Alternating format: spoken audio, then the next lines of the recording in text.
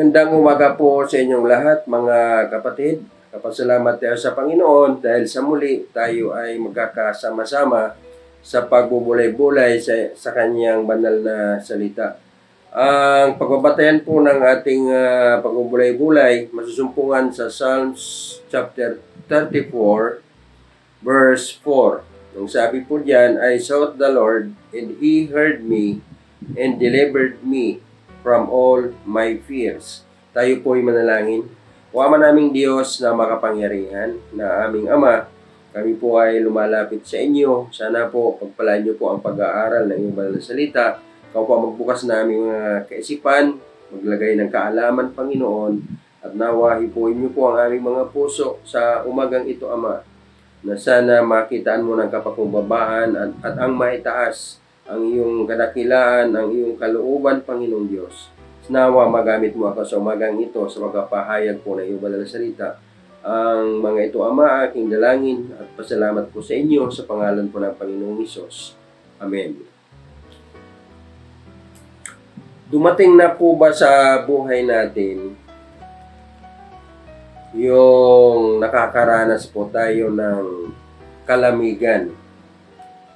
Minsan po yung ating panalangin hindi na po nagiging regular, yung pagbabasa sa salita ng Diyos paminsan-minsan na lamang po, at pakiramdam po natin napapalayo ang ating puso sa Diyos, bagamat alam natin na anak tayo ng Panginoong Diyos. Dumating na po ba sa buhay natin yung mga tagpo na tayo po ay nadadapa at tayo po ay nabibiktima ng ating kaaway upang magawa ang kanyang kalooban? Alam niyo po, itong si Haring David, bagamat siya ay masasabing a man after the heart of God, dumaan din po sa tagpo ng kanyang buhay. Hindi po siya yung puro pagwawagi sa labanan. Hindi po siya yung David na palaging mapagpanalanginin. Palaging malakas ang pananampalataya, palaging malapit ang puso sa Panginoon. Dumaan din po sa buhay niya yung mga tagpo na nakakaranas po siya ng mga panlalamig, na siya po ay napapalayo sa Panginoon, na siya po ay nabibiktima ng kaaway ng Panginoong Diyos. Kaya ang sabi niya po sa verse 4, I sought the Lord and He heard me. I sought, hinanap niya po ang Panginoong Diyos.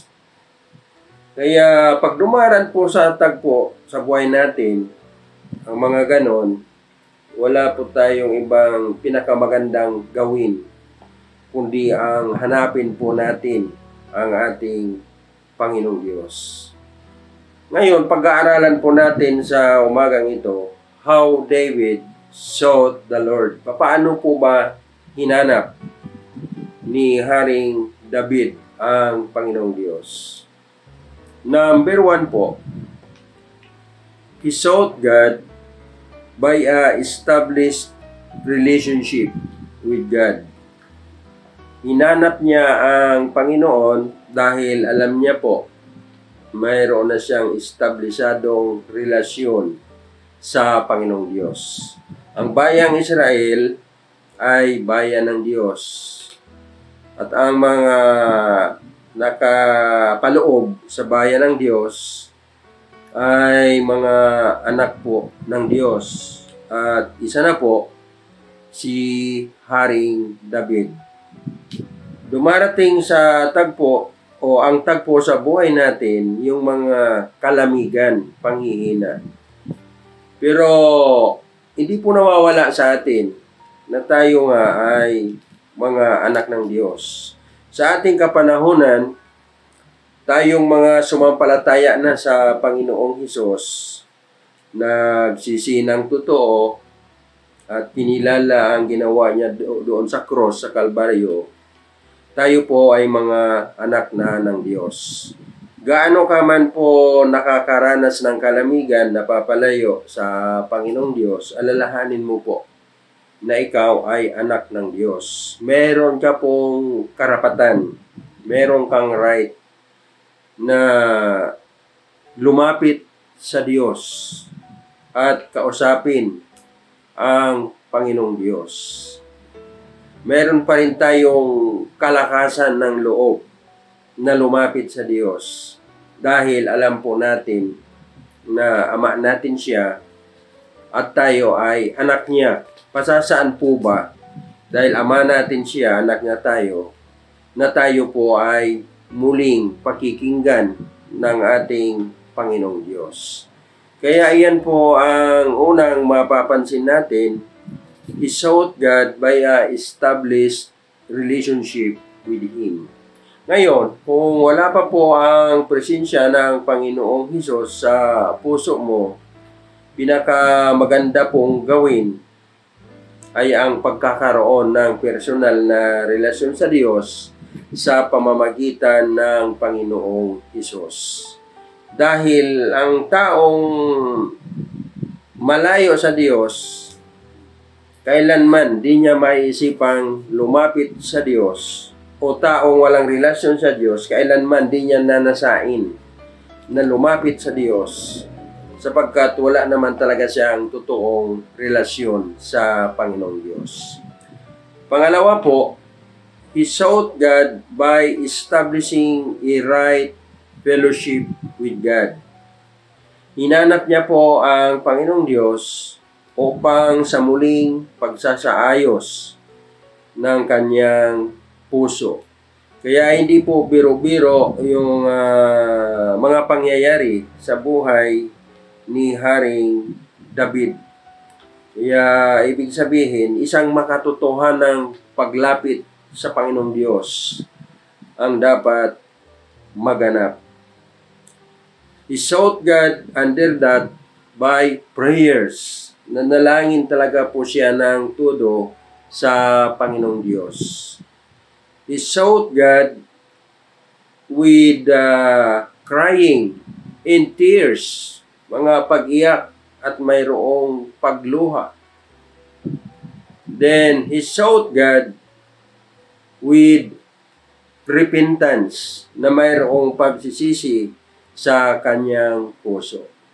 Kailanman po ang ating puso ay hindi makakaranas ng tamang pakikisalamuha sa Diyos o fellowship sa Diyos pagka po may nananangan na kasalanan sa ating mga puso. Lalahanin po natin ang ating Diyos Ama sa langit na ating Ama ay banal.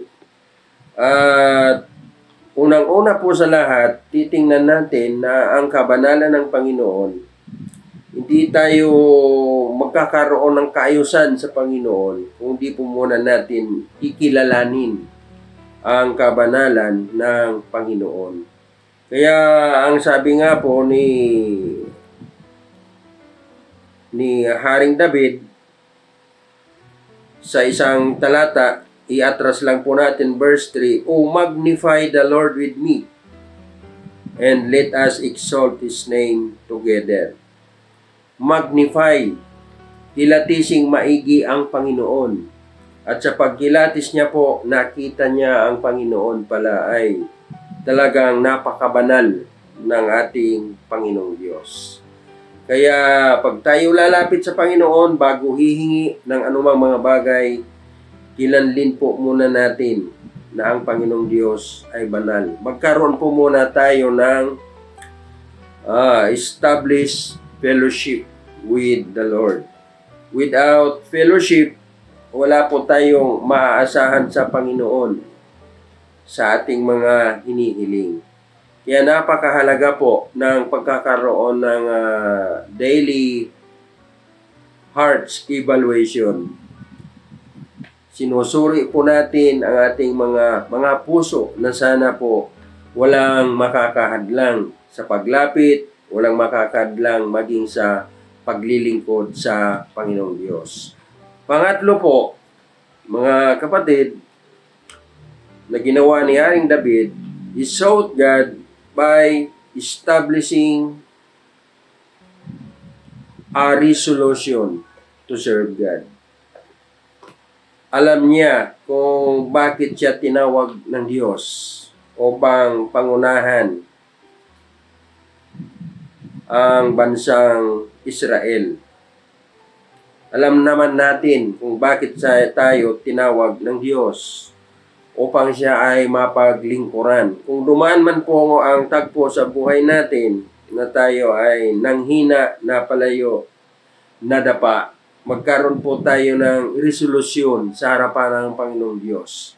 Ipakita po natin na nasa puso pa rin natin yung mapaglingkuran natin siya sa tanang buhay natin.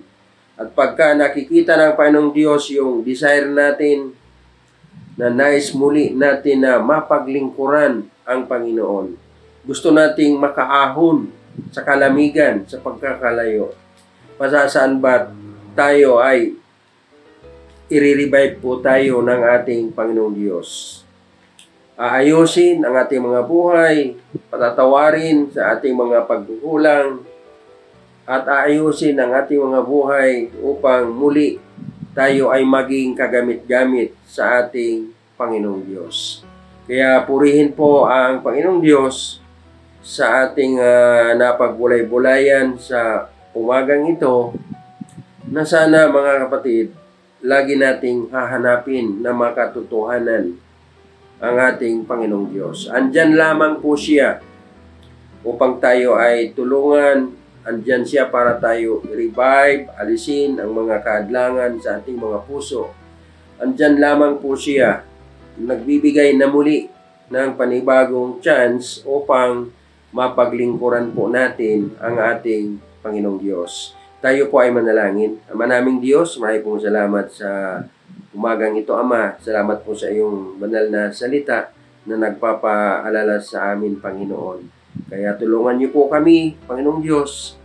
Alam namin na mayroon kang kaaway at kami rin naging kaaway ng iyong kaaway. Subalit salamat, nandyan ang Panginoong Hesus sa aming puso, sa aming mga puso, handang tumulong, handang mag-revive, handang maglinis ng aming mga puso, handa na muli na kami ay magamit upang ikaw ay mapaglingkuran, Ama. Ang lahat pong ito ay aming dalangin. Pasalamat po sa inyo, Ama, sa pangalan po ng Panginoong Hesus. Amen.